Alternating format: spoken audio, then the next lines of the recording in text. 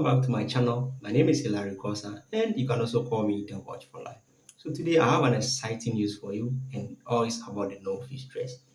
So the CEO of Student Loan Trust Fund, that is SLTF, Dr. Sajida Siraj, has announced publicly that those who have not received their no fee stress are going to be reimbursed. That is, they are going to pay you. Those who haven't received their money, they are going to pay. That is what I'm going to break down for you. This is what Dr. Sajida Siraj, the CEO of SLTF, said during the weekend concerning the no fees stress. We received about 200,000 applications, completed applications from students across Ghana. And we also received enrollment data from tertiary institutions to enable us validate the data that we receive from students. The enrollment data we received was for about 178,000 students. And out of this, 178,000, the students who applied that we deemed were enrolled in schools were about 166,000. So we started the validation process, and the validation process involved cross-referencing application data against enrollment data. And so far, we have validated about 143,000 students. We have paid 120,222 students as of today.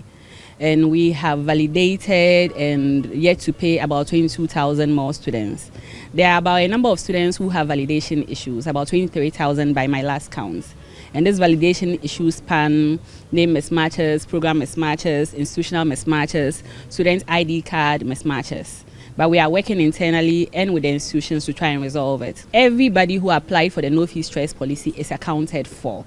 And we will be able to give you the data on any student, and give you the details of what stage of the applications they are at. So you have our assurance that we are working to reimburse those who are yet to be reimbursed. How are you involving the institutions to reconcile some of these outstanding issues that is causing the delay for the backlog? Okay, so we have what we call a tertiary institutions portal, and we ask every institution to nominate 2 representatives who were responsible for the quality of the data and who were responsible for uploading that data.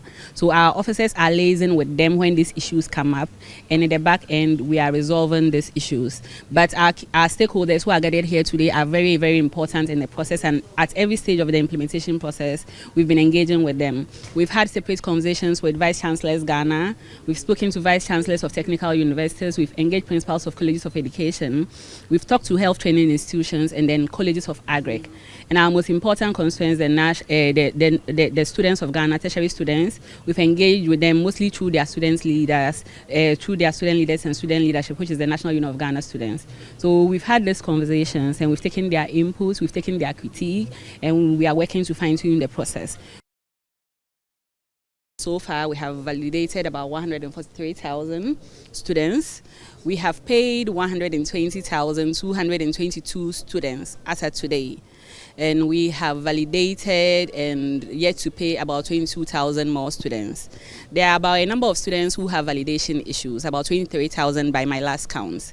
And this validation issues span name mismatches, program mismatches, institutional mismatches, student ID card mismatches. But we are working internally and with the institutions to try and resolve it. So the statistics that I presented earlier was to assure the Ghanaian people and tertiary students that everybody who applied for the no fee stress policy is accounted for, and we will be able to give you the data on any student, and give you the details of what stage of the applications they are at. So you have our assurance that we are working to reimburse those who are yet to be reimbursed. So far, we have received about 300 million from the finance minister out of the 499.8 million that was earmarked for the implementation of the no fee stress policy.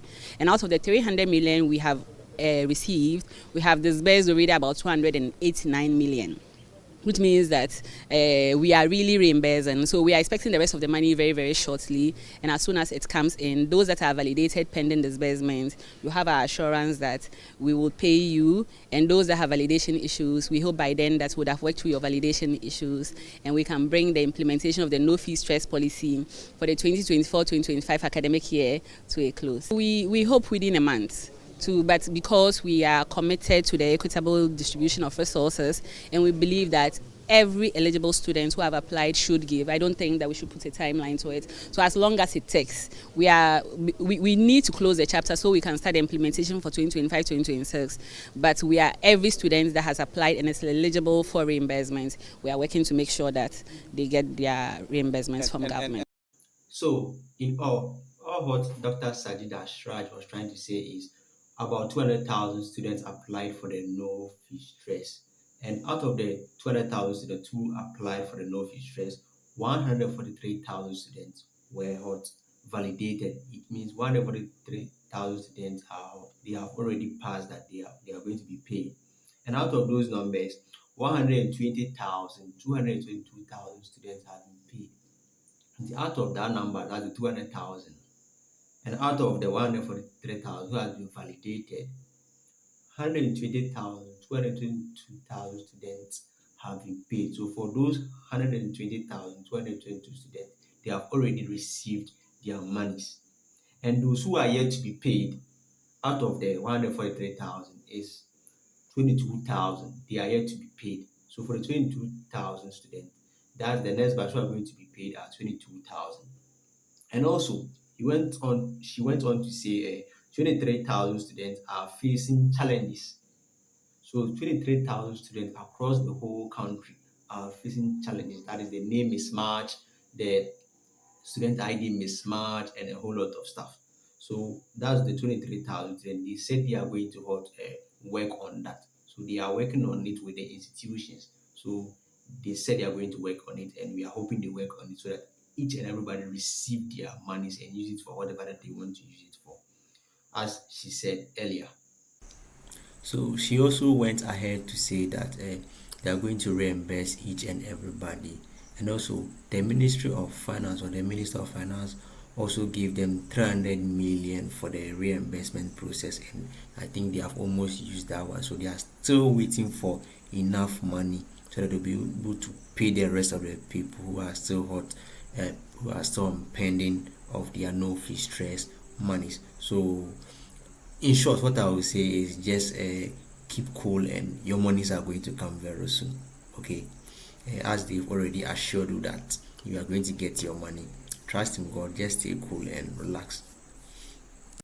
She also said they are going to make sure that those who are facing the challenges, being it name mismatch, student number mismatch, and others, are going to be resolved so that everybody gets their money. So they are trying their best, and she said within 1 month they have to finish everything so that they will concentrate on the next academic year, that is 2025-2026 academic year. I hope you understand.